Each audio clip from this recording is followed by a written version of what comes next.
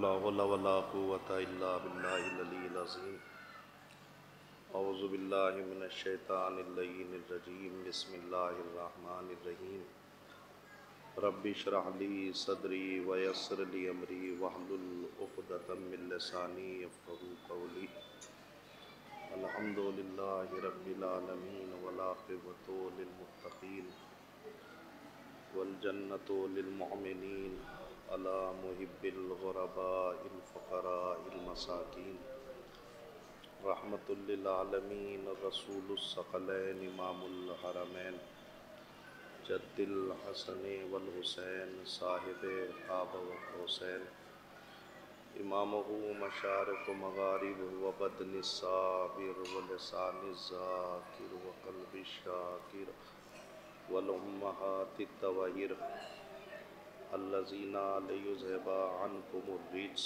أهل البيت ويطهركم تطهيرا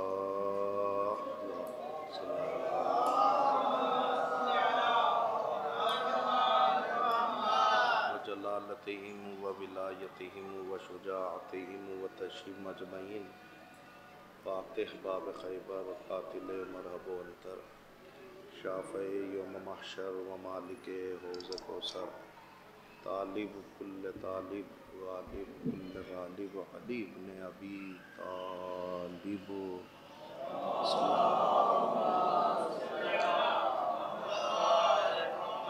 اما بعد فقد قال اللہ تبارک وتعالی فی کتابہ الکریم وخطابہ العظیم وفی قرآن المجید وقولہ الحق بالحق بسم اللہ الرحمن الرحیم فسیروا فی الارض فکانوا عاقبۃ المکذبین صلوات پڑھ دے محمد و آل محمد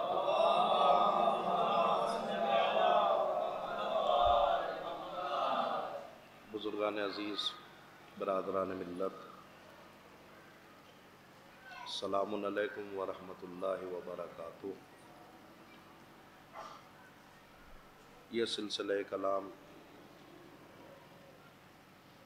جو ممانع تبلیغ مجالس منعقد کیا گیا ہے، اسی سلسلہ کلام کی یہ ایک کڑی آپ کی نظر سماعت ہے، اور قبل اس کے آیت کریمہ کے ذیل میں کچھ معروضات آپ کی خدمت عالیہ میں پیش کیے جائیں۔ اس سے قبل گزارش ہے کہ آپ ذرا تھوڑا تھوڑا آگے آ جائیں تاکہ یہ جو فاصلہ ہے یہ ختم ہو جائے۔ صلوات پڑھے محمد و آل محمد پر۔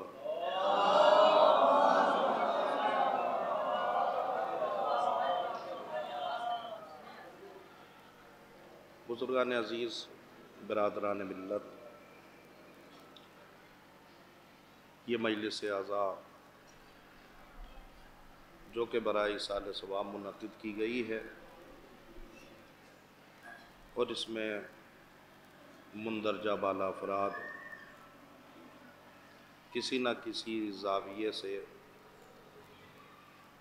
سرگرم سفر ہیں۔ میں نے جس آیت کریمہ کو آپ کے سامنے پڑھا ہے، وہ آیت کریمہ وہ ہے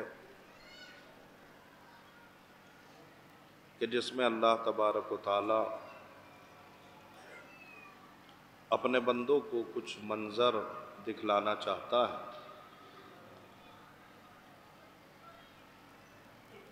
اور اللہ بندوں سے ارشاد فرماتا ہے کہ فسیروا فی الارض، زمین پر چل پھر کے دیکھو، فکیف کان عاقبۃ المکذبین، کہ ہم نے جھوٹے لوگوں کے ساتھ کیا کیا۔ اس کائنات میں جب کوئی بھی انسان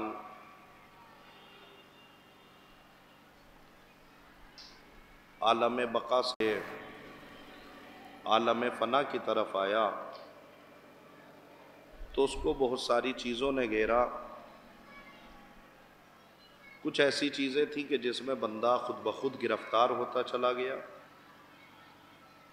ان گرفتار ہونے والی چیزوں میں سے ایک چیز تھی کہ جس کو کہا جاتا ہے جھوٹ، ظلم.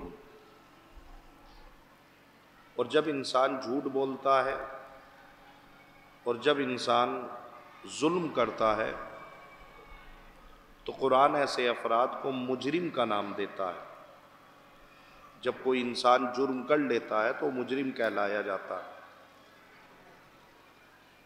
تو اللہ قرآن مجید میں اسی بات کی طرف متوجہ کر رہا ہے کہ قُلْ فَسِیرُوا فِی الْأَرْضِ فَکَیْفَ کَانَ عَاقِبَةُ الْمُکَذِّبِینَ. تم زمین پر چل پھر کے دیکھو، چلو پھرو ٹہلو گھومو، سیر و تفریح کرو، تو تمہاری سمجھ میں آ جائے گا کہ ہم نے جھوٹوں کے ساتھ کیا کیا، یعنی جھوٹوں کے ساتھ ہمارا کیا برتاؤ رہا. اس طریقے کی آیتیں قرآن مجید میں اور بہت سارے مقامات پر ہے. مثلاً یہاں پہ ہے عاقبۃ المکذبین، کہیں پہ پروردگار نے کہا عاقبۃ المجرمین، کہیں پہ اللہ نے کہا عاقبۃ الظالمین. زمین پر چل پھر کے دیکھو ہم نے جھوٹوں کے ساتھ کیا کیا، زمین پر چل پھر کے دیکھو ہم نے مجرموں کے ساتھ کیا کیا، زمین پر چل پھر کے دیکھو ہم نے ظالموں کے ساتھ کیا کیا. تو یعنی حالانکہ مجمع کا مجھے احساس ہے کہ مجمع اتنا نہیں ہے کہ جس درمیان ایک مجلس پڑھی جائے، لیکن اگر مختصر سا مجمع بھی آمادہ ہو جائے مجلس کے لیے تو مجلس پڑھ بھی دی جاتی ہے اور مجلس ہو بھی جاتی ہے. تو اللہ اس بندے کو اس دنیا میں اس لیے بھیج رہا ہے تاکہ یہ بندہ دنیا میں آ کر صرف یہ دیکھے کہ اللہ نے جھوٹوں کے ساتھ کیا کیا. اللہ نے اس دنیا میں انسان کو اس لیے بھیجا تاکہ اسے پتہ لگ جائے کہ اللہ نے ظالموں کے ساتھ کیا کیا، اللہ نے جھوٹوں کے ساتھ کیا کیا. اب ظاہر ہے کہ ایک بہت بڑا میدان ہے کہ جس میدان کو بیان کرنے کے لیے آپ کو تھوڑا سا میرے ساتھ سفر کرنا پڑے گا، اور میں کوشش کرتا ہوں کہ شاید یہ سفر میری خطابت کی زبان سے آپ کی سماعت کے اعتبار سے مکمل ہو جائے. کہ زمین پر چل پھر کے دیکھو ہم نے جھوٹوں کے ساتھ کیا کیا، زمین پر چل پھر کے دیکھو ہم نے ظالموں کے ساتھ کیا کیا، زمین پر چل پھر کے دیکھو ہم نے ظالموں کے ساتھ کیا کیا، مجرموں کے ساتھ کیا کیا. میں مثال دوں تاکہ بات آپ تک پہنچ جائے اور مجلس کا لطف آپ حضرات آئندہ برس تک لے سکے. میرے عزیزو آپ بتلائیے کہ جو آپ زیارت کے لیے کربلا، ایران، عراق یہ جو آپ جاتے ہیں یہ آپ کس کے لیے جاتے ہیں؟ ظاہر ہے کہ بہت سارے افراد جا کے بھی آ چکے ہیں اور جو افراد نہیں گئے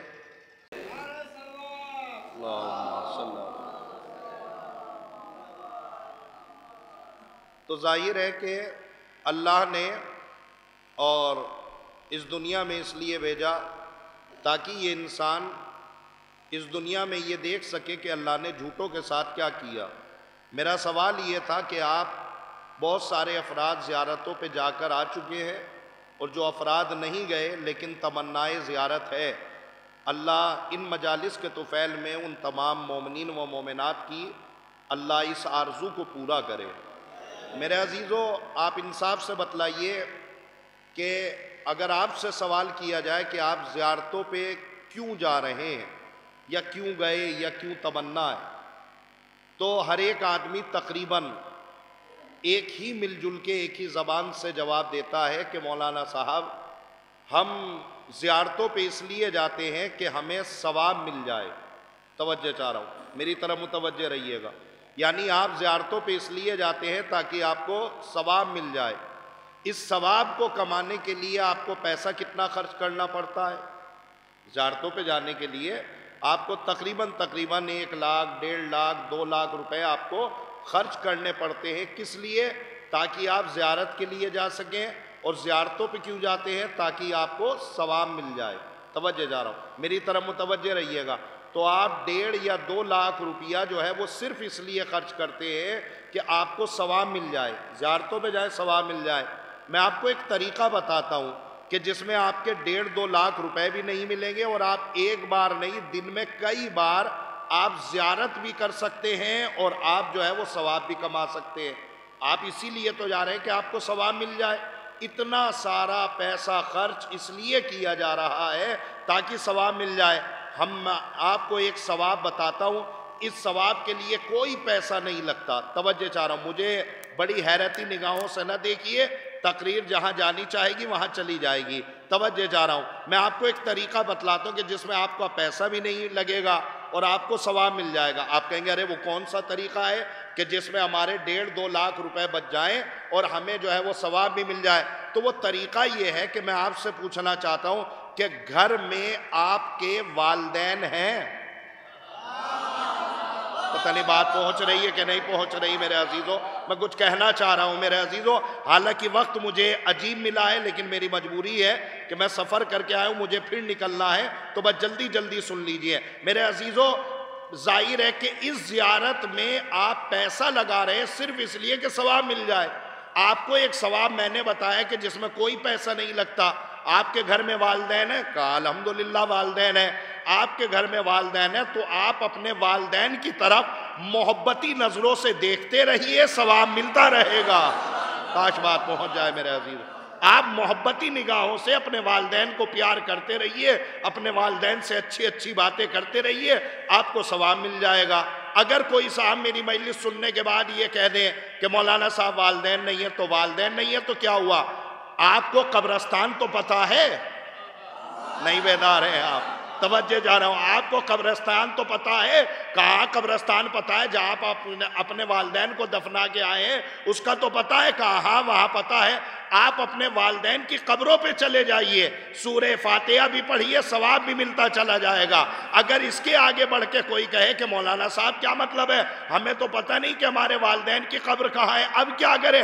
کام تمہیں بتلاتے ہیں، کسی بھی قبرستان میں جا کے کھڑے ہو جاؤ، نشان قبر بنا دینا، اپنے والدین کی قبر تصور کر لینا۔ صلوات پڑھے محمد۔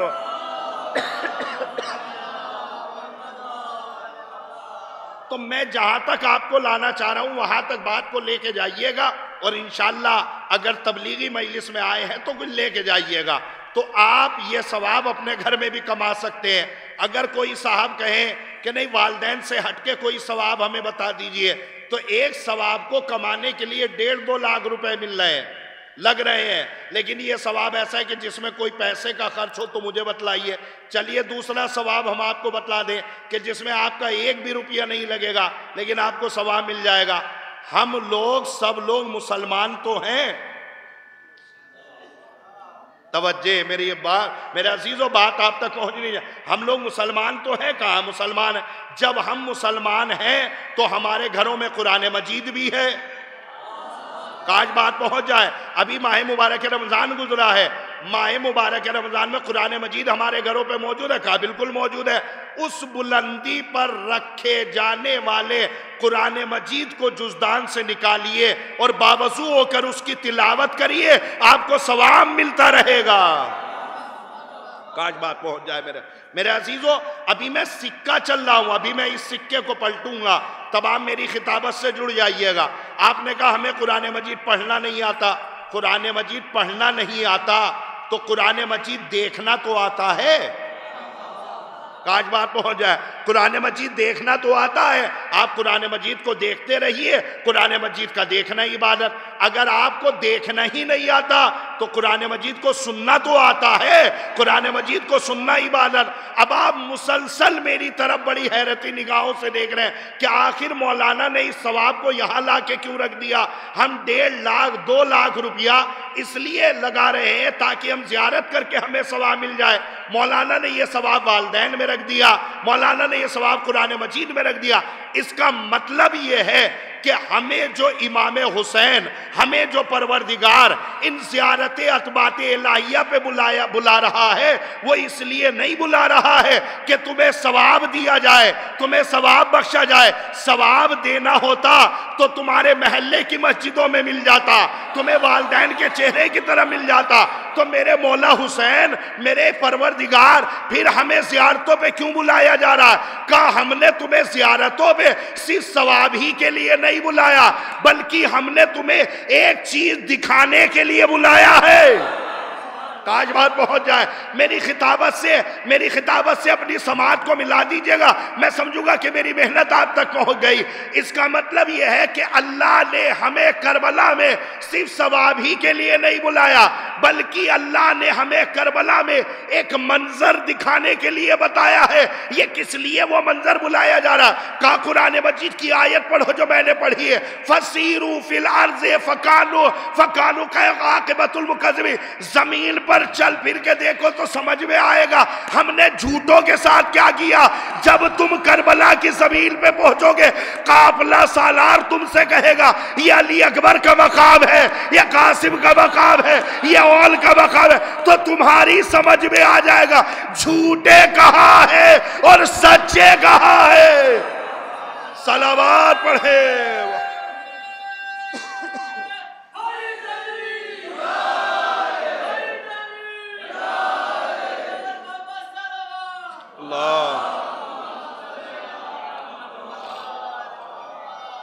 میرے عزیزو، تو یہ یاد رکھیے گا کہ جو آپ کو کربلا میں بلایا جا رہا ہے، تو یہ کربلا میں اس لیے نہیں بلایا جا رہا کہ آپ جو ہے وہ صرف ثواب کے لیے جا رہے ہیں، نہیں، آپ کو ایک منظر دکھانے کے لیے بلایا جا رہا ہے کہ یہ منظر دیکھو تو سمجھ میں آ جائے گا کہ وہ جھوٹے کہاں گئے، وہ ظالمین کہاں گئے کہ جن کا ایک زمانے میں جو ہے وہ ایک نام تھا۔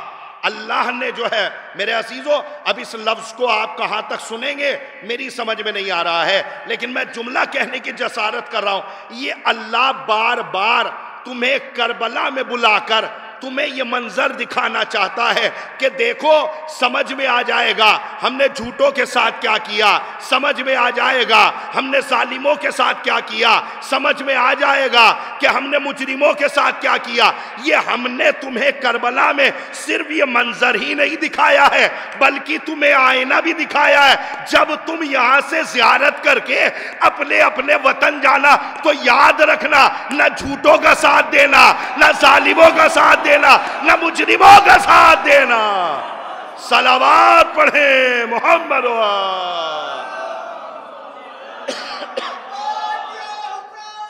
لبیک یا حسین۔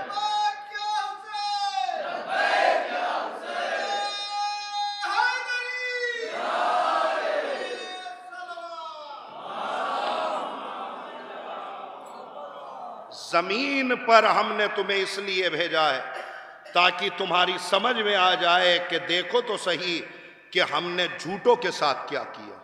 اور میرے عزیزو، جہاں تک اس دنیا کی بات ہے، یہ دنیا اور اس دنیا کی ساری نعمتیں پروردگار ہے۔ میں کچھ کہنا چاہتا ہوں، اس دنیا کی ساری نعمتیں پروردگار ہے۔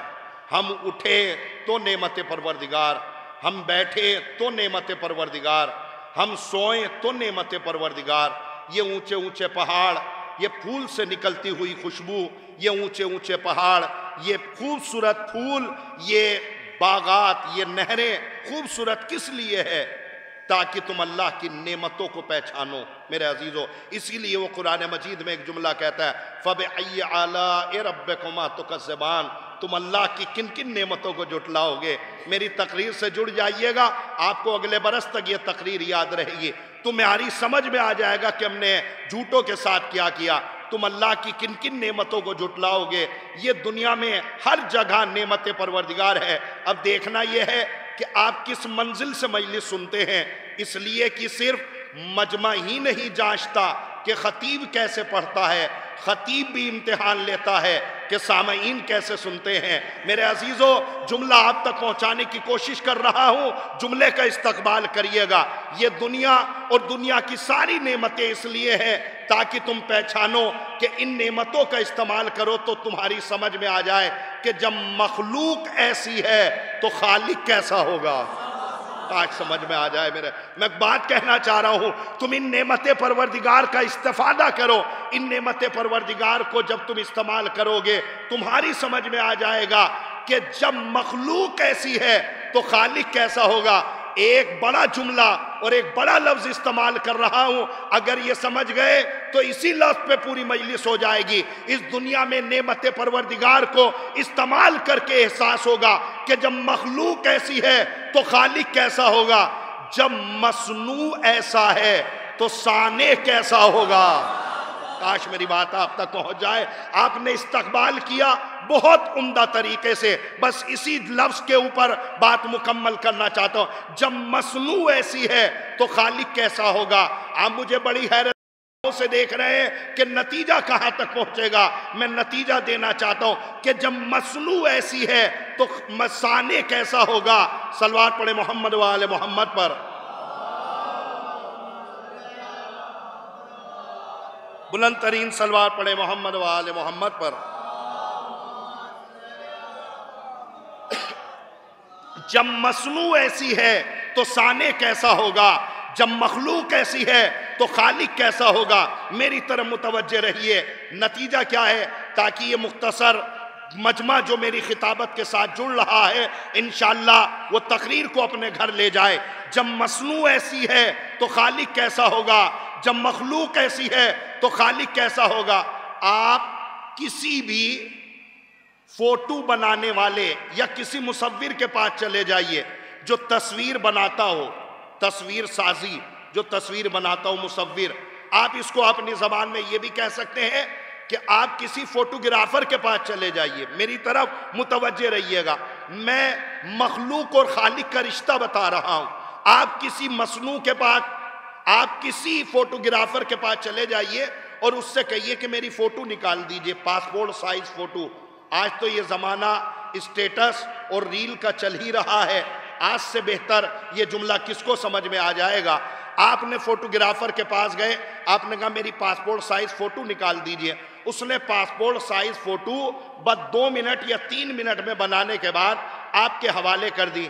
آپ اپنی اس فوٹو کو لے کے چلنے لگے، جیسے ہی آپ چلنے لگے تو اس فوٹوگرافر نے، اس مصنوع نے آپ کو روکا اور روک کے کہا جناب یہ جو تصویر ہم نے آپ کو بنا کے دی ہے، یہ تصویر ہم نے بنا تو دی ہے مگر اس تصویر کو 4 چیزوں سے بچائیے گا، یہ تصویر کے 4 دشمن ہیں۔ سبحان اللہ۔ میرے عزیزوں بات جڑنی چاہیے آپ کو، یعنی ایک ہلکا سا فوٹوگرافر ایک چھوٹی سی تصویر بنا کے ہمیں پاسپورٹ سائز کی دے رہا ہے تو کیا کہہ رہا ہے؟ کہہ رہا ہے تصویر ہے تو تمہاری لے جاؤ مگر اس تصویر کے 4 دشمن ہیں، اس تصویر کو 4 دشمنوں سے بچانا ورنہ یہ تصویر ختم ہو جائے گی۔ ہم نے کہا اس تصویر کے 4 دشمن کون ہیں؟ کہنے لگا آگ، پانی، مٹی، ہوا۔ ماشاءاللہ الحمدللہ آپ نے جملے کا استقبال کیا۔ یہ تصویر کے دشمن ہیں، آگ، پانی، مٹی، ہوا، یہ تصویر کے دشمن ہیں۔ ہم نے کہا کیا مطلب؟ کہا یہ تصویر اگر آگ کے حوالے چلی گئی تو اسے جلا دے گی، اگر مٹی تک چلی گئی تو گرد آلود ہو لے جائے گی، اگر ہوا میں چلی گئی تو اس کی خوبصورتی ختم ہو جائے گی، اگر پانی تک چلی گئی تو اس کی رنگت خراب ہو جائے گی۔ یہ تصویر کے دشمن ہیں، اگر آپ کو اس تصویر سے محفوظ رکھنا ہے تو ان دشمنوں سے بچا کے رکھیے گا۔ ذرا میری طرف دیکھیے تاکہ بات آپ تک پہنچ جائے۔ میرے عزیزوں کیا مطلب؟ یعنی دنیا کا چھوٹا سا مصور ایک تصویر بھی بنا رہا ہے تو یہ کہہ کے بنا رہا ہے ہم نے تمہیں تمہاری تصویر تو بنائی ہے مگر اس تصویر کے 4 دشمن ہیں، آگ سے بچائیے گا، پانی سے بچائیے گا، مٹی سے بچائیے گا، ہوا سے بچایا۔ یہ ہے دنیا کا مصور۔ اب اس کی ذرا کمال صنائی دیکھو، جو تصویر کے دشمن تھے انہی دشمنوں کو اکٹھا کر کے حضرت انسان بنا دیا۔ صلوات پڑھیں محمد و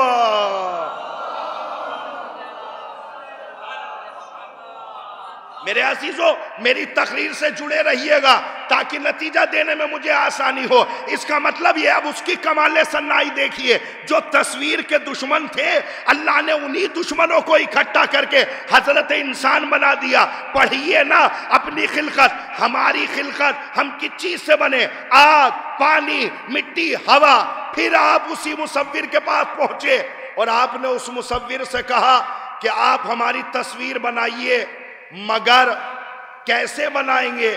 تو مصور کہتا ہے دیکھیے صاحب، ہم آپ کی فوٹو بنائیں گے تو، مگر ہمیں روشنی کا معقول انتظام چاہیے۔ کاش میری تقریر آپ تک پہنچ جائے۔ یہ دنیا کا مصور ہے جو تصویر بنا رہا ہے، مگر کیا شرط رکھ رہا ہے؟ ہم آپ کی تصویر بنائیں گے تو، مگر روشنی کا معقول انتظام ہونا چاہیے۔ کیا مطلب؟ اندھیرے میں نہیں بنا پاؤ گے۔ سبحان اللہ، آپ کی خاموشی پہ میری خطابت قربان، توجہ چاہ رہا ہوں۔ اندھیرے میں نہیں بنا پاؤ گے، کہاں اندھیرے میں بنا تو دیں گے، مگر عدالت کے ساتھ نہیں بنا پائیں گے۔ جو چیز جہاں رکھنی چاہیے وہاں نہیں رکھ پائیں گے۔ یہ ہے دنیا کا مصور جو تصویر تو بناتا ہے مگر روشنی میں بناتا ہے، اندھیرے میں نہیں بنا پاتا۔ اب ذرا اس کی کمال صناعی دیکھیے، سورہ انفطار میں کہتا ہے بسم اللہ الرحمن الرحیم، یا ایھا الانسان ما غرک بربک الکریم الذی خلقک فسواک فعدلک۔ اے میرے انسان، کس بات پہ غرور کر رہا ہے؟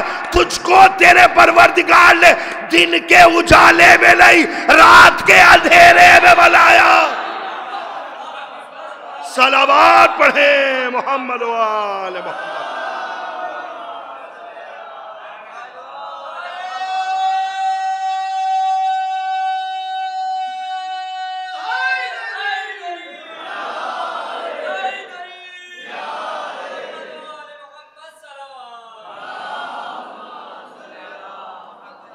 میرے عزیزو، بخدا آپ بہت اچھے انداز میں سن رہے ہیں، اللہ آپ کو نظر بد سے محفوظ رکھے۔ میں جملہ حوالے کر رہا ہوں، اس کی کمال صناعی دیکھیے۔ سورہ انفطار میں کہتا ہے، میری تقریر سے جڑ جائیے گا، تجھ کو تیرے پروردگار نے، توجہ، میں آپ کی بخدا اس مختصر سی داد پر مطمئن ہوں، لیکن میں نے جملہ بہت بڑا کہا ہے، تجھ کو تیرے پروردگار نے دن کے اجالے میں نہیں، رات کے اندھیرے میں بنایا۔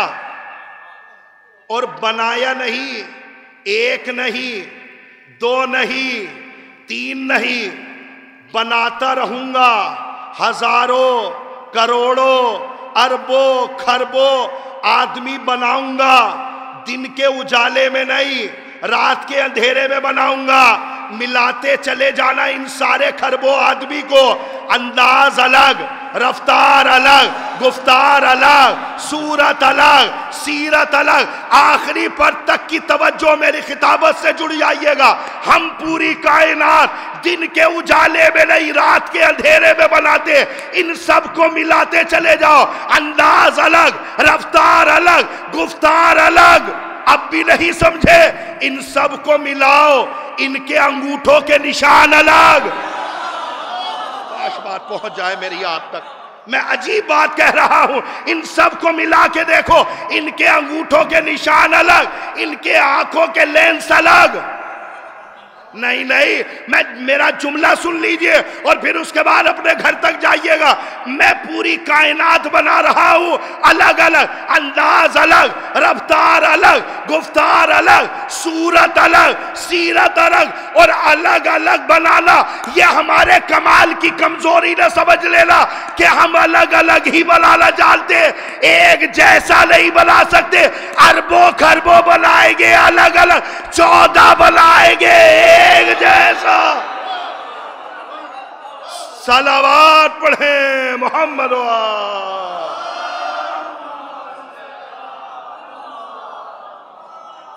ہم بنا رہے ہیں، اور ہمارے بنانے کو دیکھو، اربوں خربوں الگ الگ۔ اس لفظ کو گھر تک لیتے جائیے گا تو انشاءاللہ میرا بڑا دل خوش ہوگا کہ آپ کم سے کم تبلیغی مجلس سے کچھ لے کے گئے۔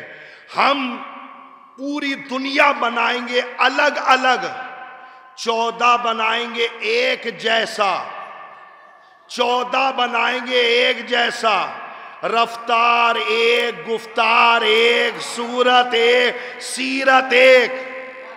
شاید آپ متوجہ نہیں ہوئے، ہم نے پوری کائنات بنائی الگ الگ، 14 بنائے ایک جیسا رفتار ایک، گفتار ایک، صورت ایک، سیرت ایک، نہیں مجھے جملے کی اجرت چاہیے، رفتار ایک، گفتار ایک، صورت ایک، سیرت ایک، اور ان 14 کے عمل میں اتنی یکسانیت ہوگی اگر ایک محمد چادر اوڑھ کے لیٹ جائے گا دوسرا خوشبو محسوس کرے گا۔ صلوات پڑھے محمد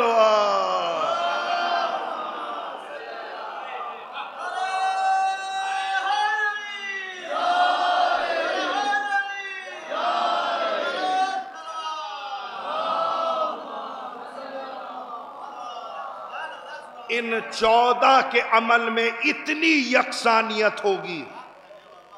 میرے عزیزو جملے کو سن لیجئے، اور ایک جملہ میں بڑا سنبھال کے پیش کر رہا ہوں، اور اس جملے پہ اگر پڑھے لکھے افراد کے ہاتھ اٹھ گئے تو میں سمجھوں گا کہ میری محنت سوارت ہو گئی۔ ان 14 کے عمل میں توجہ ان 14 کے عمل میں رفتار ایک، گفتار ایک، صورت ایک، سیرت ایک، ان 14 کے عمل میں اتنی یکسانیت ہوگی، ایک محمد نکاح کر کے لائے گا دوسرے کو حق طلاق ہوگا۔ صلوات پڑھے محمد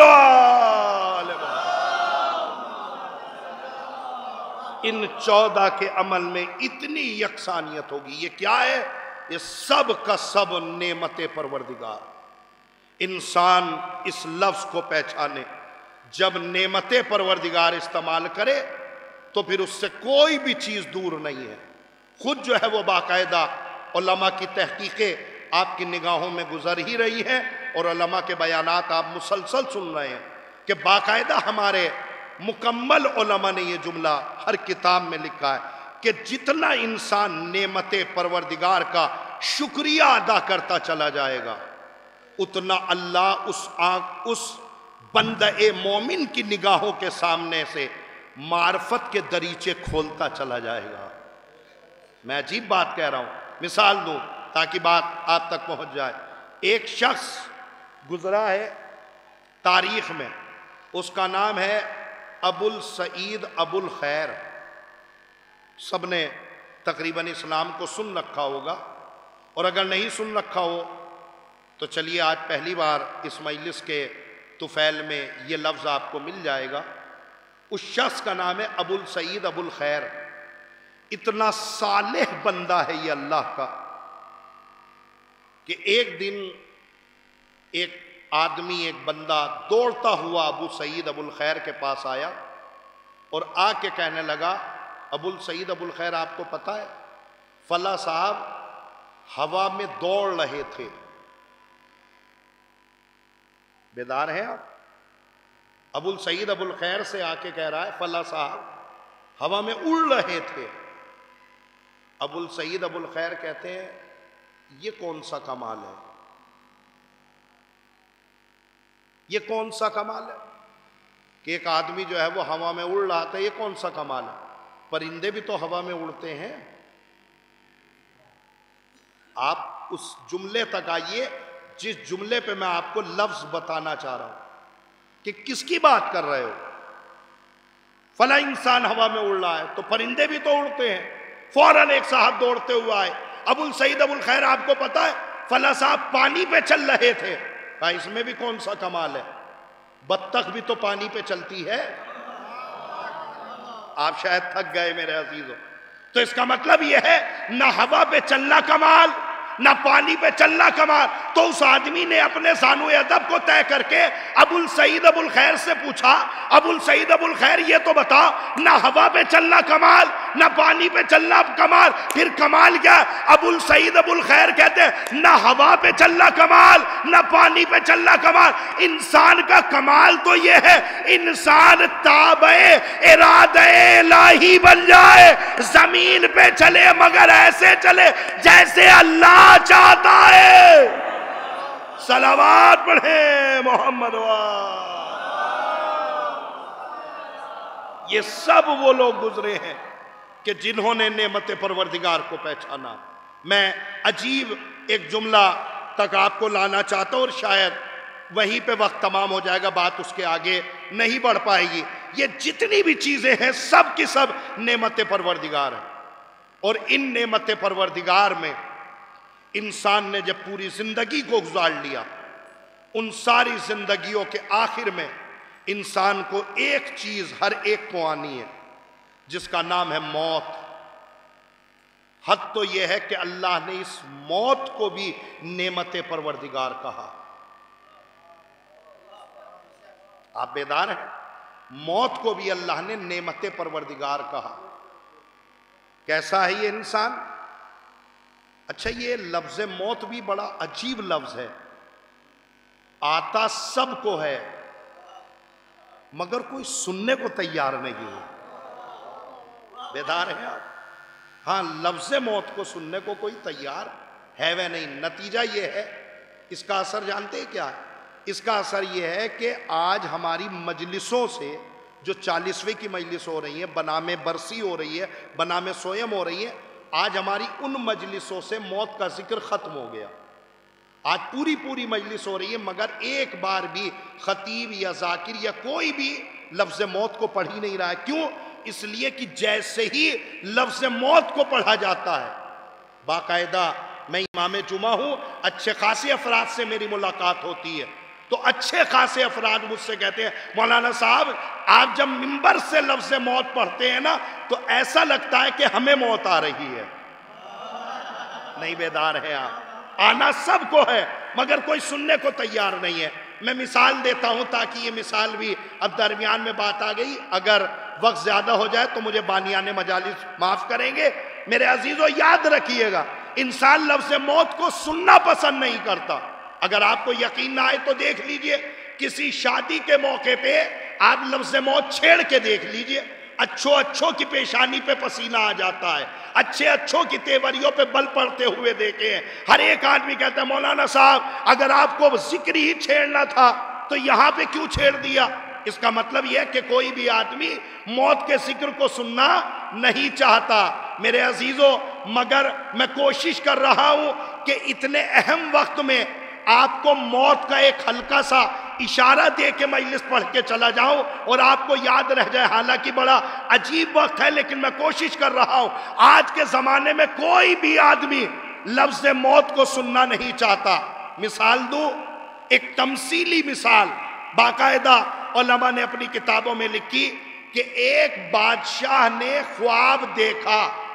نوجوانوں متوجہ ہوئیے گا، ایک بادشاہ نے خواب دیکھا کہ میرے منہ کے سارے دانت ٹوٹ گئے۔ اب بادشاہ تو بادشاہ ہے، عام آدمی خواب دیکھ لے اسے اس وقت تک سکون نہیں ملتا جب تک اپنی مسجد کے پیش امام سے نہ مل لے۔ بیدار ہوئیے تاکہ مجھے پڑھنے میں بھی لطف آئے۔ توجہ چاہ رہا ہوں، ہمارے یہاں ہوتا ہے کہ نہیں ہوتا؟ اگر ہم نے کوئی خواب دیکھ لیا تو اپنی مسجد کے پیش اماموں کو ضرور پریشان کریں گے، مولانا صاحب ہم نے یہ خواب دیکھا، مولانا صاحب ہم نے یہ خواب دیکھا۔ جو صاحب ہم سے خواب کی تعبیر پوچھتے ہیں ان سے ہم ٹیلی فون پہ کہہ چکے ہیں۔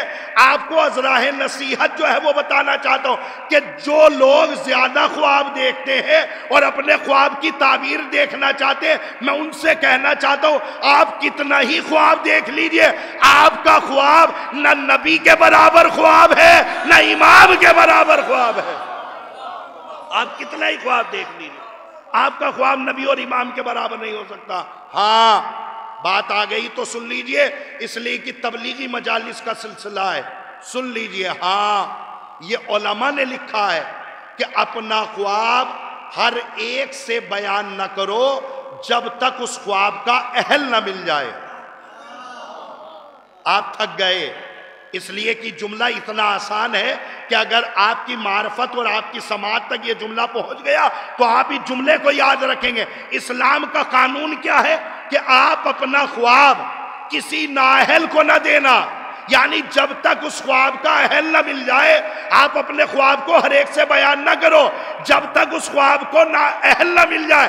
آئر اسلام جو اسلام خوابوں میں اس طریقے کی احتیاط رکھتا ہو کہ وہ خواب کسی نااہل کو نہ دیتا ہو، اتنا بڑا دین کسی نااہل کو کیسے دے کے چلا جائے؟ تو ظاہر ہے۔ ہاں اب یہ بھی جملہ سن لیجئے، کچھ لوگ ہمارے سماج اور اچھا، اور امام جمعہ جو ہوتا ہے نا وہ ایسا بیچارہ پیش امام ہوتا ہے جس کے سامنے سارے منازل ہوتے ہیں۔ ہاں اچھا خاصا تجرباتی میدان ہوتا ہے امام جمعہ کے پاس۔ تو میرے عزیزو جملہ آپ تک پہنچ جائے تو یاد رکھیے گا، اکثر و بیشتر نوجوان بڑے پریشان کرتے ہیں، مولانا صاحب صبح میں سوئے تو یہ خواب دیکھ لیا، دوپہر میں سوئے تو یہ خواب دیکھ لیا۔ علماء اخلاق فرماتے ہیں کہ زیادہ خواب دیکھنا پیٹ کی خرابی کی وجہ سے بھی ہوتا ہے۔ آپ بیدار ہی نہیں ہیں، میں تو مجلس پڑھ رہا ہوں، یعنی زیادہ تر خواب کا دیکھنا آپ کے پیٹ کی خرابی کی وجہ سے بھی ہو سکتا ہے، لہذا اپنے پیٹ کا علاج کریے تاکہ پیش امام کی پریشانی ختم ہو جائے۔ آپ بادشاہ میری طرف لفظ متوجہ ہو جائے کہ کوئی بھی آدمی آج کے زمانے میں لفظ موت کو سننا نہیں چاہتا۔ بادشاہ نے خواب دیکھا، اب دیکھنا یہ ہے کہ آپ کیسے مجلس سنتے ہیں۔ بادشاہ نے خواب دیکھا کہ میرے منہ کے سارے دانت ٹوٹ گئے۔ بادشاہ نے پڑھے لکھے لوگوں کو بلا لیا، بتاؤ تم میں سے کون بتائے گا میرے خواب کی تعبیر؟ میرے منہ کے سارے دانت ٹوٹ گئے۔ ایک صاحب نے ہاتھ کھڑا کیا، بادشاہ سلامت اجازت ہے ہم آپ کو آپ کے خواب کی تعبیر بتلائیں؟ کہا بتلائیے۔ بادشاہ سلامت یہ جو خواب آپ نے دیکھا ہے کہ میرے منہ کے سارے دانت ٹوٹ گئے، تو یہ خواب کی تعبیر یہ ہے کہ آپ کے تمام رشتہ دار آپ کی آنکھوں کے سامنے مر جائیں گے۔ سبحان اللہ۔ میرے عزیزو توجہ، آپ کے تمام رشتہ دار آپ کی آنکھوں کے سامنے مر جائیں گے۔ بادشاہ تو بادشاہ ہے، پیشانیوں پہ بل چڑھا لیے، پسینہ آ گیا، کیسے کا آدمی ہے ہمارے سامنے ہمارے رشتہ داروں کے مرنے کی بات کر رہا ہے۔ دروغہ زندان کو بلایا، پکڑو اس کو زندان میں ڈالو، اتنے کوڑے صبح میں مارنا، اتنے کوڑے دوپہر میں مارنا، اتنے کوڑے شام میں مارنا۔ آیا تھا خواب کی تعبیر بتانے، پہنچ گیا زندان۔ اب پھر بادشاہ مڑا، تم میں سے کون ہے جو میرے خواب کی تعبیر بتلائے؟ ایک صاحب نے ہاتھ اٹھایا، ہمیں اجازت ہے ہم بتلاتے ہیں۔ کہا بتلائیے۔ کہا بادشاہ سلامت یہ جو خواب آپ نے دیکھا ہے یہ تو بڑا مبارک خواب ہے، ایسے سنیے جیسے میں پڑھ رہا ہوں۔ یہ جو خواب آپ نے دیکھا ہے یہ تو بڑا مبارک خواب ہے، یہ تو بڑا خوشخبری دینے والا خواب ہے۔ یہ خواب تو اس بات کی نوید ہے کہ آپ اپنے تمام رشتہ داروں سے زیادہ جیئیں گے۔ سبحان اللہ، سبحان اللہ۔ میں کچھ کہہ رہا ہوں، اس نے خواب کی تعبیر کیا بتلائی؟ آپ اپنے تمام رشتہ داروں سے زیادہ جیئیں گے۔ بادشاہ نے کہا یہ ہوئی نہ بات، اسے دو انعام، اسے دو دولت۔ اب اس مختصر سے مجمع سے میرا یہی تو سوال ہے، آپ یہ بتلائیے پہلے والا صحیح بول رہا تھا یا دوسرا والا صحیح بول رہا تھا؟ آپ کہیں گے بول دونوں صحیح رہے تھے، تو ہوا کیا؟ پہلے والے کو زندان ملا، دوسرے والے کو انعام ملا۔ اصل میں معاملہ یہ پہلے والے نے اپنی بات میں موت کو رکھ دیا، بعد والے نے اپنی موت کو ہٹا کر حیات کو رکھ دیا۔ انسان کی مجبوری یہ ہے کہ کمال حیات تو کان لگا کے سنتا ہے، کمال موت نہیں سننا چاہتا۔ صلوات پڑھیں محمد وآلہ۔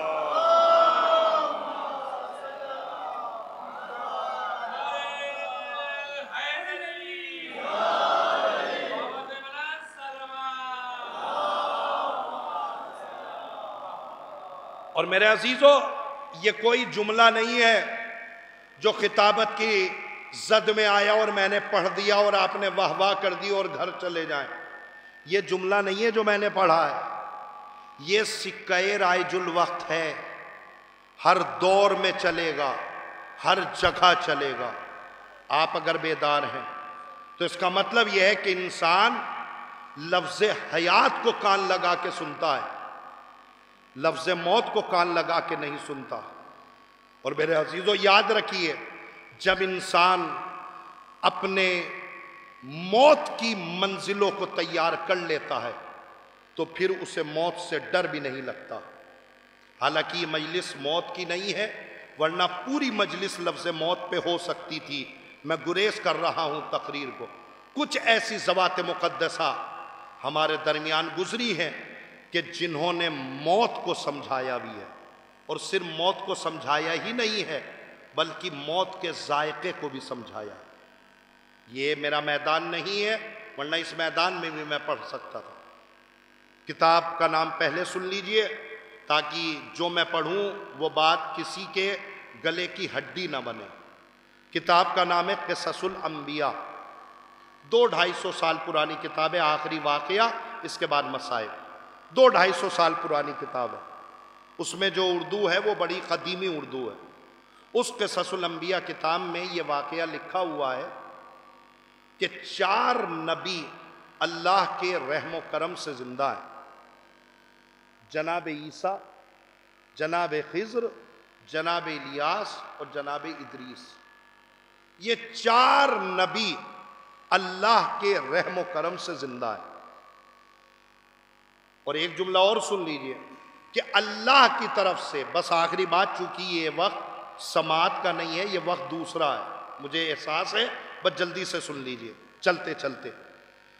اللہ کی طرف سے کوئی بھی نبی زمین پر آیا تو وہ اس لیے آیا تاکہ لوگوں کو حلال رزق کے ذریعے سے سکھایا جا سکے کہ اپنے بچوں کا پیٹ کیسے پالا جا سکتا ہے۔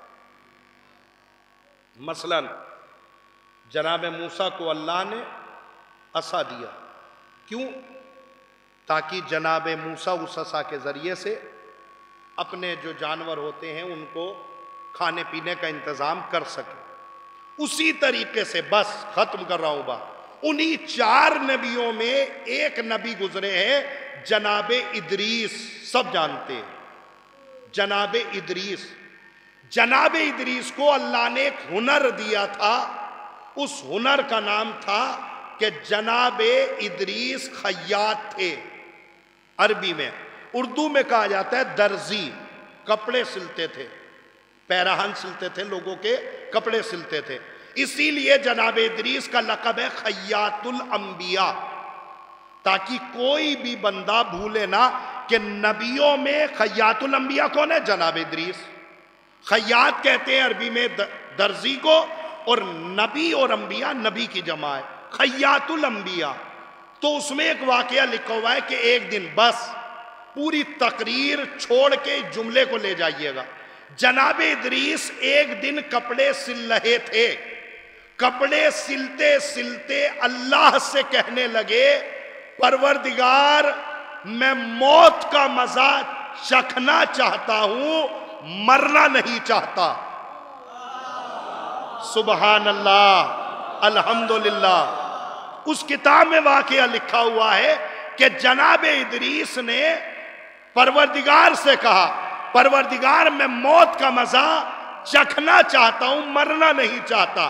پروردگار عالم نے فوراً ملک کو بھیجا، فرشتے کو، جائیے میرا نبی موت کا مزہ چکھنا چاہتا ہے، مرنا نہیں چاہتا، جائیے موت کا مزہ چکھائیے اور پھر واپس آ جائیے گا۔ فرشتہ آیا، جناب ادریس کو موت کا مزہ چکھایا، تھوڑی دیر کے لیے روح کو لیا، پھر واپس کر دیا۔ چونکہ جناب ادریس موت کا مزہ چکھنا چاہتے تھے، مرنا نہیں چاہتے تھے۔ میری تقریر اگلے برس تک اگر یاد نہ رہے تو مجلس پڑھنے سے فائدہ نہیں ہے۔ جناب ادریس نے موت کا مزہ چکھ لیا، پھر جناب ادریس ایک دن کپڑے سل رہے تھے، کپڑے سلتے سلتے اللہ سے کہنے لگے پروردگار میں تیری جنت دیکھنا چاہتا ہوں۔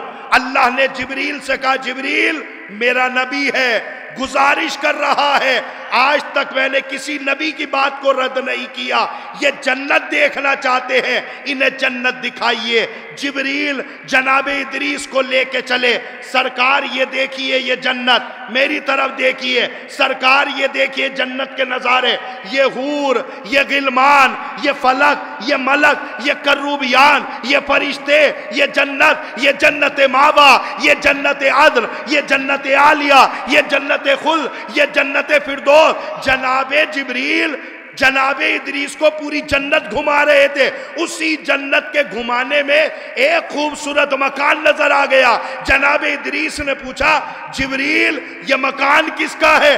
جبریل نے کہا سرکار آپ ہی کا تو ہے۔ بھئی میرے عزیزو، اگر میں محنت کر رہا ہوں تو مجھے محنت میں میری سماعت میں میرا ساتھ دیجئے گا۔ توجہ چاہ رہا ہوں، جنت گھوم رہے ہیں نا، اسی جنت میں اپنا مکان نظر آ گیا۔ یہ مکان کس کا ہے؟ کہا سرکار آپ ہی کا تو ہے۔ ایسے سنیے جیسے میں پڑھا ہوں، سرکار آپ ہی کا تو ہے، میرا ہے؟ کہا ہاں آپ ہی کا تو ہے۔ کہا اجازت ہے کہ میں اپنے مکان میں ہو کے آ جاؤں؟ سبحان اللہ۔ میرے عزیزو جملہ سن لیا، اجازت ہے کہ میں اپنے مکان میں چلا جاؤں؟ جبریل نے اللہ سے کہا پروردگار یہ تیرا نبی اپنے مکان میں جانا چاہتا ہے۔ جبریل میں نے کتنی بار کہا ہے میرا نبی ہے، میں اس کی کسی بھی بات کو نہیں ٹالتا ہوں، اپنے مکان میں جانا چاہتا ہے نا تو جانے دیجئے، اجازت ہے جائیے۔ جناب ادریس اپنے مکان میں جنت میں پہنچ گئے۔ اب باہر جبریل کھڑا ہے، انتظار کر رہا ہے یہ مکان سے واپس آئے تو انہیں آگے بھی گھمایا جائے۔ باہر سے آواز دے رہے ارے سرکار آئیے باہر تاکہ آگے جنت دکھائی جا سکے۔ اندر سے اپنے مکان میں جناب ادریس نے کہا جبریل موت کا مزہ چکھ چکا، جنت دیکھ چکا، اپنے مکان میں آ چکا، اب بچا ہی کیا ہے؟ بات پہنچ جائے میرے عزیزو، صلوات پڑھیں محمد و آل محمد۔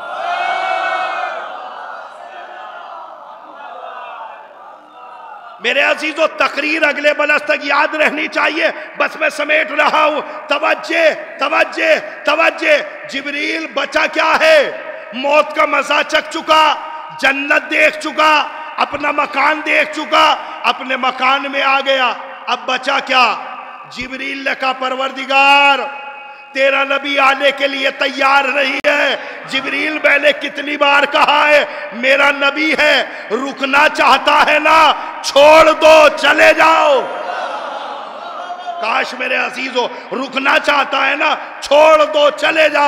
جبریل چلے گئے، جناب ادریس اپنے مکان پر، میری طرف دیکھیے گا، جناب ادریس اپنے مکان میں ٹہل رہے، کبھی ادھر کبھی ادھر کبھی ادھر۔ اکیلا آدمی کتنے دن ٹہلے گا؟ کتابوں میں لفظ ہوتے ہیں، لہجہ اور انداز نہیں ہوتا۔ لہجہ اور انداز یہ میرا ہے، لفظ کتابوں کے ہیں۔ توجہ جان، اکیلا آدمی کتنی دیر کہاں پہ ٹہلے گا؟ جناب ادریس کبھی ادھر کبھی ادھر کبھی ادھر۔ کوئی آدمی بھی تو نہیں مل رہا ہے کہ جس سے بات چیت کر کے ٹائم گزارا جائے۔ کاش بات پہنچ جائے۔ نہ کوئی آدمی مل رہا ہے کہ جس کے ساتھ ٹائم پاس کیا جائے، نہ کچھ ہے نہیں، سب کچھ دیکھ چکے ہیں۔ جب اکیلے ٹہلتے ٹہلتے کوئی آدمی بات کرنے نہ والا نہ ملا تو بور ہو گئے آپ کی زبان میں، ورنہ میرے مظفر نگر کا لہجہ ہے، آپ کی زبان میں بولا جاتا ہے کہ جب بور ہو گئے تو ایک دن اللہ سے کہنے لگے پروردگار اکتاہٹ ہو رہی ہے، بے چینی ہو رہی ہے، گھبراہٹ ہو رہی ہے، کوئی کام وام ہو تو بتا۔ اللہ اکبر اللہ اکبر، پروردگار بے چینی ہو رہی ہے، کوئی کام وام ہو تو بتا۔ آواز پروردگار میرے نبی دنیا میں کیا کرتے تھے؟ کہا کپڑے سلتا تھا، تو یہاں پہ بھی کپڑے سلو۔ بات پہنچ جائے میرے عزیزو، یہاں پہ بھی کپڑے سلو۔ ارے پروردگار یہ جنت میں کپڑے سلوا رہا ہے، کس کے لیے سلوا رہا ہے؟ کہا کپڑے کس کے لیے سلوا رہا ہے؟ مومنین کے لیے سلو۔ توجہ توجہ توجہ توجہ، مومنین کے لیے سلو، جب وہ دنیا سے آئیں گے ہم انہیں اپنا لباس پہنا کے جنت میں بھیجیں گے، مومنین کے لیے لباس سلو۔ اب جناب ادریس ہے مومنین کے لیے لباس سل رہے ہیں سل رہے ہیں سل رہے ہیں، ایک دن سلتے سلتے اللہ سے کہنے لگے کاش پروردگار کوئی مل جاتا جسے پہنا کے دیکھتا صحیح سل بھی رہا ہوں یا نہیں۔ سبحان اللہ، آپ نے اس واقعے کا استقبال ایسے نہیں کیا جیسے کرنا چاہیے تھا۔ میں پوری طاقت لگا کے واقعہ مکمل کر رہا ہوں، کاش پروردگار کوئی مل جاتا جسے پہنا کے دیکھتا صحیح سل بھی رہا ہو یا نہیں۔ اے ادریس پریشان کیوں ہو رہے ہو؟ امام حسنین کے لیے لباس سلو۔ کاش بات پہنچ جائے، تقریر اگلے برس تک یاد رہنی چاہیے۔ لباس امام حسنین کے لیے سلو، میری طرف دیکھنا، لباس حسنین کے لیے سلو۔ آسمان پر یہ باتیں ادریس اور اللہ میں ہو رہی تھی، زمین پر بچہ اپنی ماں سے کہہ رہا تھا اماں کپڑے اماں کپڑے، مال آسمان کی طرف دیکھ کے کہا سلے آ جائیں گے۔ صلوات پڑھیں محمد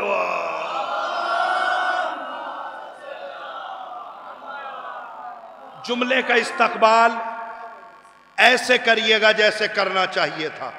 آخری جملہ گزارش کر رہا ہوں، ماں نے آسمان کی طرف دیکھ کے کہا سل رہے ہیں آ جائیں گے۔ اے میرے پروردگار یہ کیا کر رہا ہے؟ اس لیے کہ آپ نے جناب ادریس سے جب اللہ نے کہا تو کیا کہا؟ ادریس کپڑے سلو۔ کس کے لیے؟ کہا مومنین کے لیے۔ کیا مومنین کپڑے پہن کے نہیں آئیں گے؟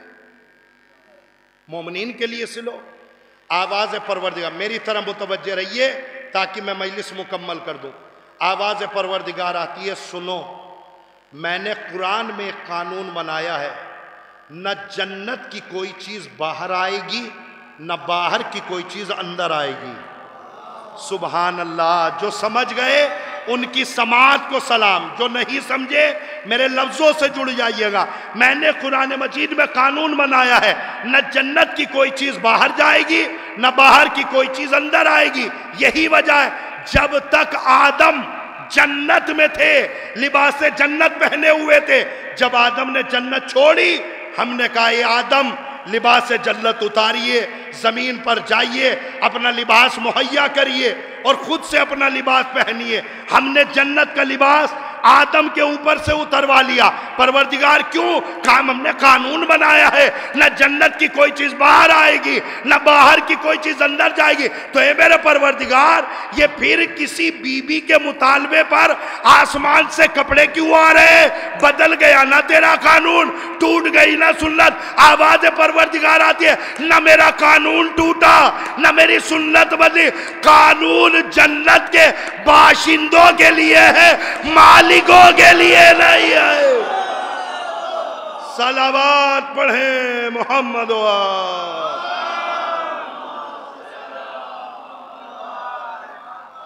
قانون جنت کے باشندوں کے لیے ہے، جنت کے مالکوں کے لیے نہیں ہے۔ یہ جنت کے مالک ہیں، یہ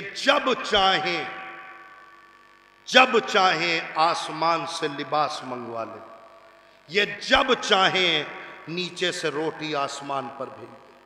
یہ جنت کے باشندے نہیں ہیں، یہ جنت کے مالک ہیں۔ اور جب یہ جنت کے مالک ہیں تو پھر انہی ساری ذوات اقدس کو ہم نے نمونہ عمل بنایا ہے۔ بس ہم نے نمونہ عمل اس لیے بنایا۔ ہاں میرے عزیزو، یہ جو مجالس کا سلسلہ ہے فوراً عید کے بعد یہ سلسلہ رکھ دیا گیا۔ حالانکہ ابھی لوگ عید منا بھی رہے ہیں، آنا جانا لگا ہوا ہے مومنین کا، لیکن میرے عزیزو ہم لوگ ضرور عید منا کے یہاں بیٹھے ہوئے ہیں، مگر یہ جو سال گزرا ہے، سال رماں، اس سال میں شاید ہو سکتا ہے، میرا تجربہ غلط کہہ رہا ہوں، حالانکہ میرا تجربہ اس لائق نہیں ہے کہ میں آپ کی خدمت میں رکھ سکوں، لیکن ایک گزارش ہے کہ یہ جو سال گزرا ہے، یہ سال ایسا گزرا ہے کہ تقریباً میں سمجھتا ہوں کہ شاید ہی کوئی گھر ہوگا جس گھر میں کوئی نہ کوئی موت نہ ہوئی ہو۔ ہر گھر میں کوئی نہ کوئی موت ہوئی ہے اس سال، اور جب ہر گھر میں موت ہوئی ہے تو آپ مجھ سے بہتر جانتے ہیں کہ ہماری دنیا کا دستور ہے کہ اگر کسی گھر میں کسی کا انتقال ہو جائے سال رماں میں، تو وہ گھر پورے سال کوئی بھی خوشی کا تہوار نہیں مناتا، وہ گھر عید نہیں مناتا، نئے کپڑے نہیں پہنتا، اور باقاعدہ محلے کے جو بزرگ ہیں وہ اپنے بچوں کو تاکید کرتے ہیں کہ بیٹا ان کے گھر نہ جانا، ان کے گھر اس بار عید نہیں منائی جائے گی چونکہ ان کے یہاں انتقال ہو گیا۔ ابھی جملے کو آپ کیسے سن رہے ہیں مجھے نہیں پتا۔ اور دوسری، ہمارے سماج اور معاشرے کا اصول ہے کہ مرنے والوں کی یاد کسی دن آئے نہ آئے، عید والے دن ضرور آتی ہے۔ اگر کسی بچی کا باپ 90 سال کا ہو کے بھی مر گیا ہو تو جیسے ہی باپ کے مرنے کی تاریخ آتی ہے نا تو بچی کو اپنا باپ یاد آنے لگتا ہے۔ مرنے والوں کی یاد کسی دن آئے نہ آئے، عید والے دن ضرور آتی ہے۔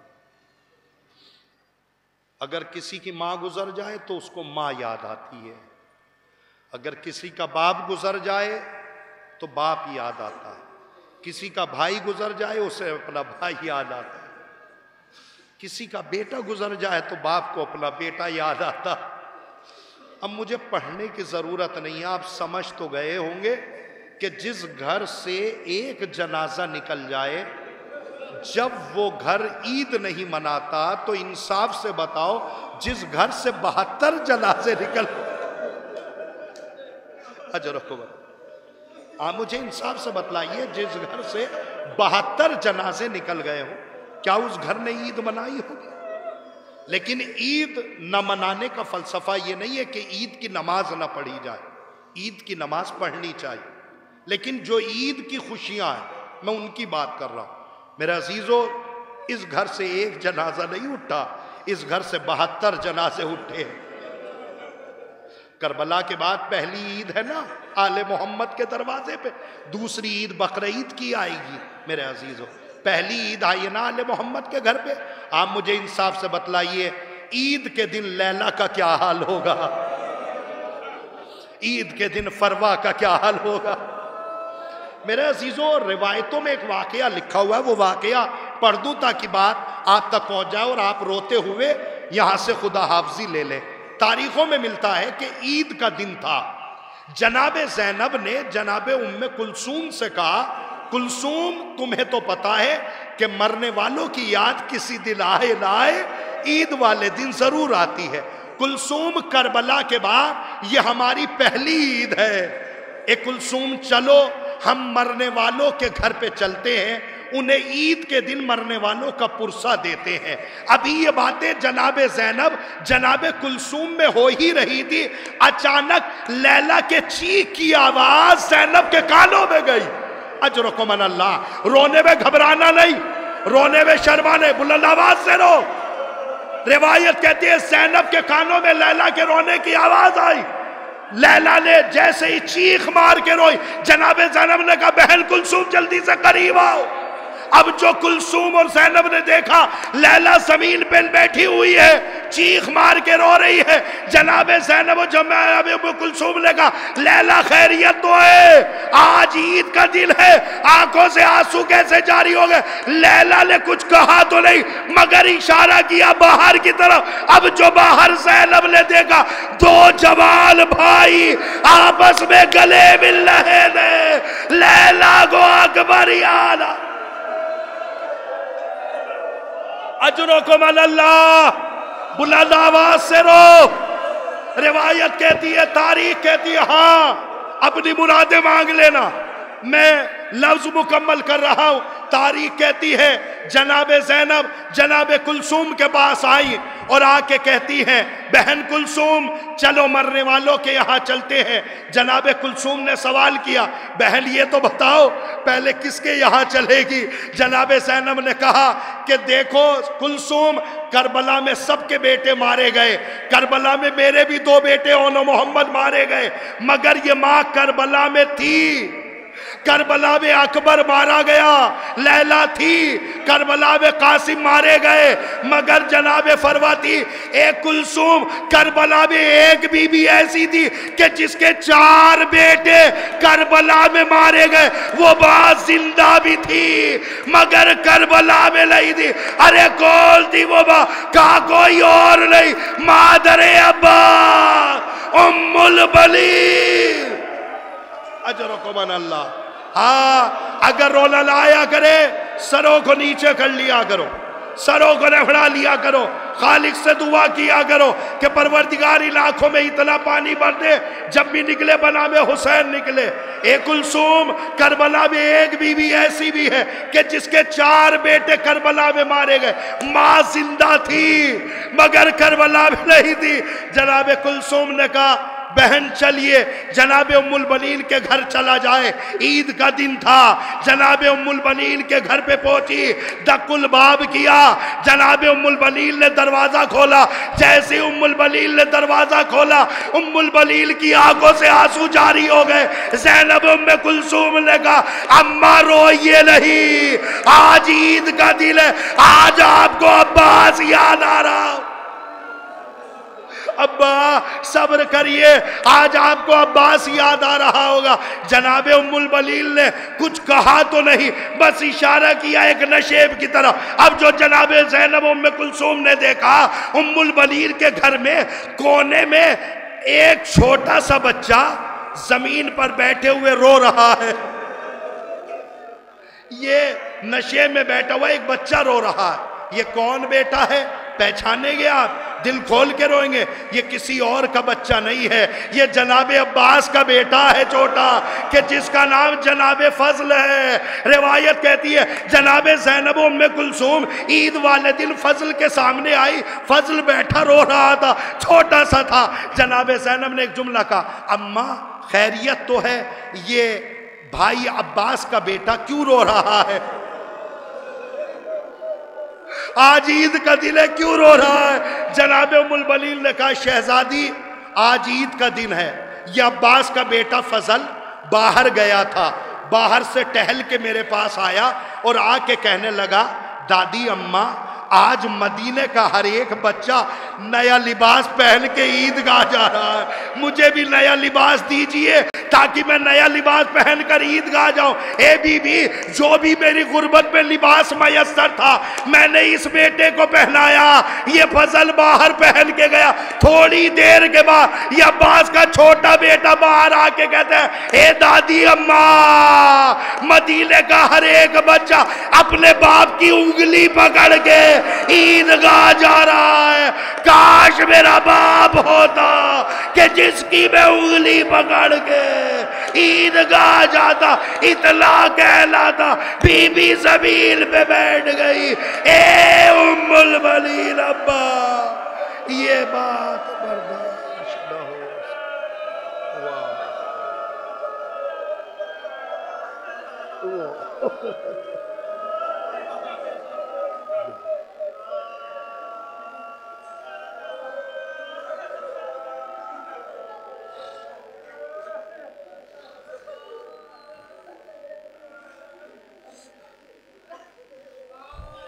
و مظلومہ و غربتا و علیہ و حسینہ و سکینہ انا للہ و انا الیہ راجعون رضم بقضائہ و تسلیما لعمرہ سیعلم الذین ظلموا ای منقلب ینقلبون۔ بار الہ تجھے واسطہ محمد وآل محمد کا ہماری اس قلیل سی عبادت کو قبول فرما۔ پروردگار اس مجلس کے فضائل و مصائب کے طفیل میں حاضرین مجلس کی تمام جائز حاجتوں کو پورا فرما۔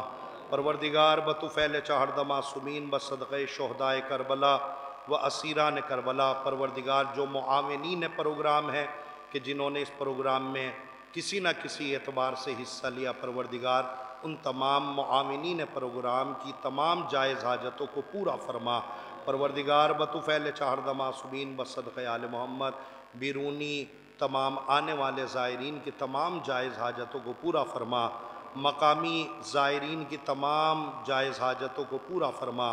پروردگار بطفیل چہردہ معصومین بصدقہ شہدائے کربلا و اسیران کربلا، ان تمام مجالس عزا کے طفیل میں پروردگار جناب زینب سلام اللہ علیہا و جناب سکینہ سلام اللہ علیہ کے روزے کی حفاظت فرما، مزارات مقدسہ کی حفاظت فرما، امام زمانہ کے ظہور میں تعجیل فرما، ہمیں ان کے اعوان و انصار میں شمار فرما، پرچم اسلام کو سربلند فرما، پرچم کفر و نفاق کو سرنگوں فرما۔ آپ حضرات سے التماس ہے کہ ایک مرتبہ سورہ الحمد، 3 مرتبہ سورہ توحید کی تلاوت فرما کر جملہ مرحومین و مرحومات، بالخصوص وہ افراد کہ جنہوں نے اس پروگرام میں حصہ لیا ہے، ان تمام مرحومین و مرحومات کی روح کو ایصال فرمائے، و بالاخص وہ تمام افراد جو گزشتہ برس ہمارے درمیان ان مجالس میں تھے اور اس برس ہمارے درمیان نہیں رہے، ان تمام مرحومین و مرحومات کی روح کو ایصال فرمائے۔